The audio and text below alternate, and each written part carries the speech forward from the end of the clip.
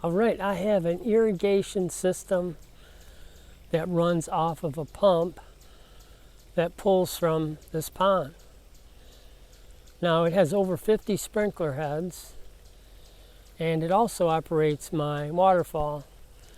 It's way over there. I'm not sure if you can see it, but I have it set up on a zone. And if you'd like to see how I built that waterfall, check out my video on how to build a simple waterfall. Now my irrigation pump is way over there behind those bushes. And every year I need to blow out my system, and I have to drag 300 feet of garden hose all the way over to my driveway just to blow out my system. And it's getting to be a lot of work for me just to drag a hose out. It's really wet over there, and that's where my irrigation pump is. So I'm going to bury this line in the ground, and I'm also going to use this line to prime my pump in the springtime. If you have an irrigation system that runs off of a pump, you know what I mean when you have to prime your pump. So every spring I have to run a garden hose from my spigot all the way to my pump. So I'm going to bury this line in the ground. It's 1/2-inch black tubing. I already have it coming out of the ground right there. So that's going to be long enough to hook right up to my spigot, and that'll make life a lot easier. Now I already buried some of the line right here. I had to remove a boulder from my boulder wall, but I already started burying it right there. So I'm going to finish digging this line out, and we're going to show you how to do this next. Stay tuned. Okay, so I started burying my line right there. There's my boulder wall. Now, the first thing I did was I ran a string line all the way from that stake all the way over there to the stake over by that slide there. That way I could dig a nice straight line. Now I did run into some tree roots.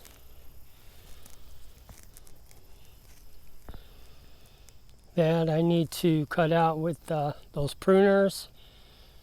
Also with the hatchet. That shouldn't be too much trouble.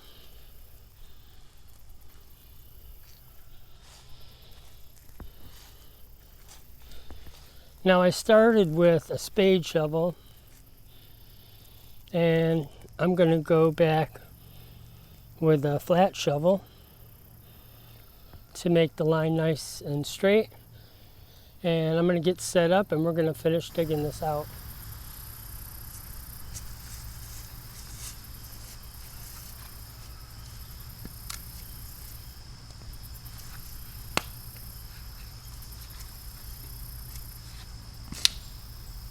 Now I'm lifting the soil up as I go.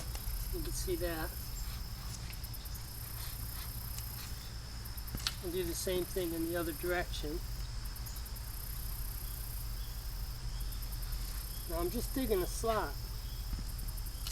I'm going to tuck the line in there and just I'll push the sod back over the line. So that shouldn't be too hard.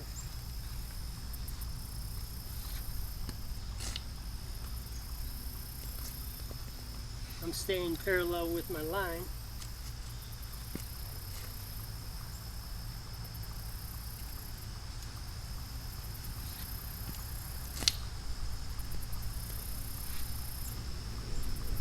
Alright, so I'm at the pump now, and I want to show you the fitting that I'm going to use for the end of the tubing.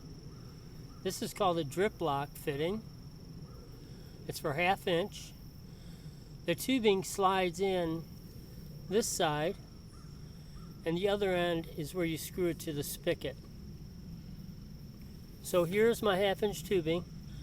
I already cut it to length. You want to make sure you make a nice square cut. And this fitting just slides right on here, just like that. You want to push it in real hard, maybe turn it a little bit.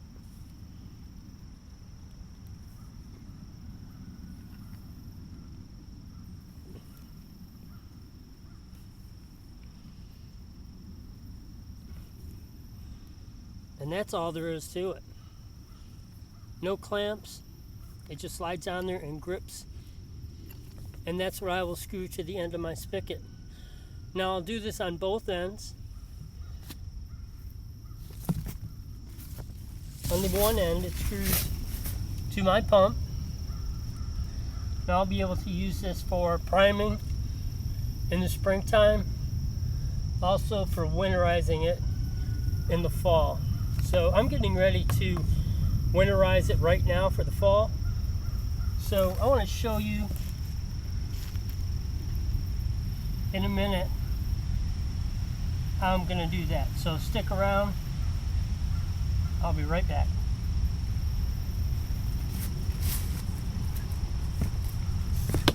All right, I have my system blown out. I've brought in my intake line. You want to make sure that's drained real well.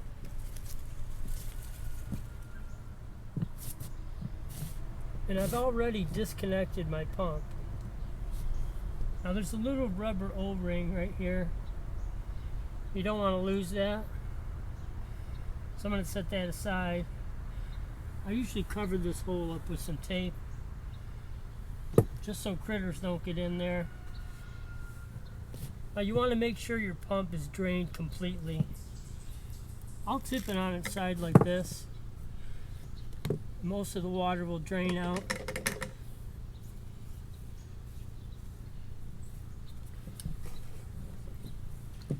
There's also a drain plug right here.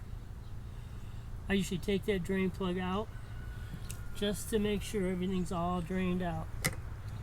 So once you do that, I usually take the pump and put it in the garage for the winter, and that's about it. So I hope you enjoyed the video. Don't forget to hit like and subscribe, leave a comment. I'd love to hear from you, and we'll see you on the next project. Thanks for watching.